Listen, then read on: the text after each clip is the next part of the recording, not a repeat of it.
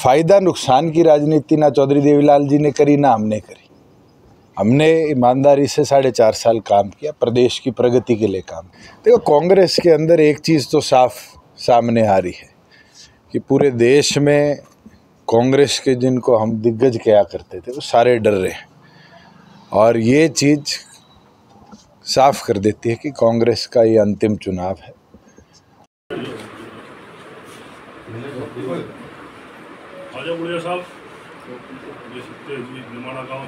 Party मेरे को करे, किसी कार्यकर्ता को करे, किसी और को करे, जो भी चुनाव लड़ेगा मजबूती से लड़ेगा और इस हार की सीट को मजबूती से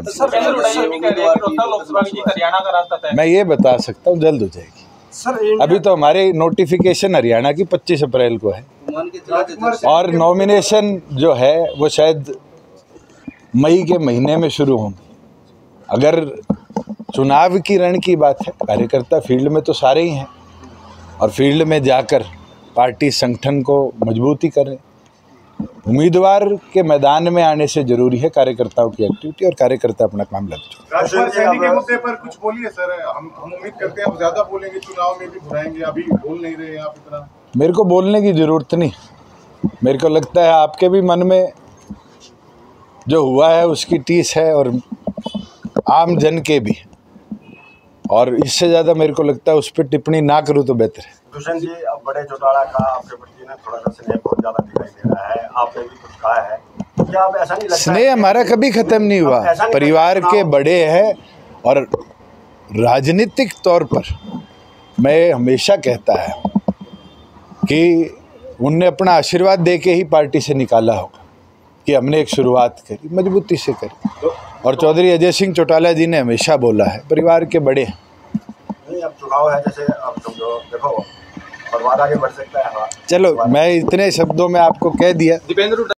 पीएससी की बैठक हुई थी और पीएससी की बैठक में राष्ट्रीय अध्यक्ष के नेतृत्व में यही निर्णय लिया गया कि सभी 10 लोकसभा सीटों पर जननायक जनता पार्टी मजबूत उम्मीदवार भी उतारेगी और मजबूती से उन सीटों को जीतने का भी काम करेगी। प्राथमिक तौर के जो स्क्रीनिंग है उस पर चर्चा हुई है और जल्द जो संभावित उम्मीदवार हैं उनके नामों की पार्टी घोषणा भी करने का काम करेगी।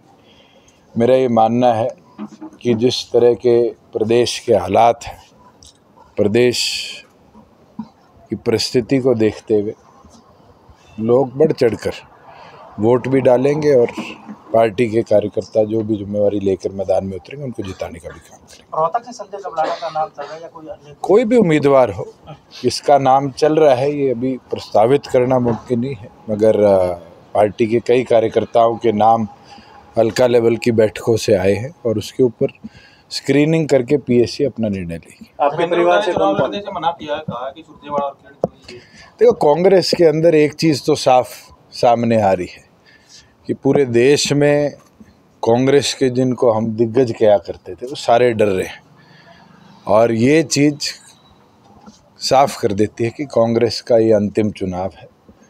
और जिस तरीके से लीडर ऑफ अपोजिशन ने मना किया है हरियाणा के अंदर, ये साफ दिखाता है कि उनके मन में भी कहीं ना कहीं घबराहट। अरविंद केजरीवाल की तारीफ किस तरह देखते हैं? कल उनकी पत्नी ने प्रेस कॉन्फ्रेंस की। देखो, जो ये पूरा लेकर स्कैम का मामला है, ये अपने आप में पहले दिन से एक गंभीर विषय है कि किस तरीके से पॉलिसी ड्राफ्ट करी।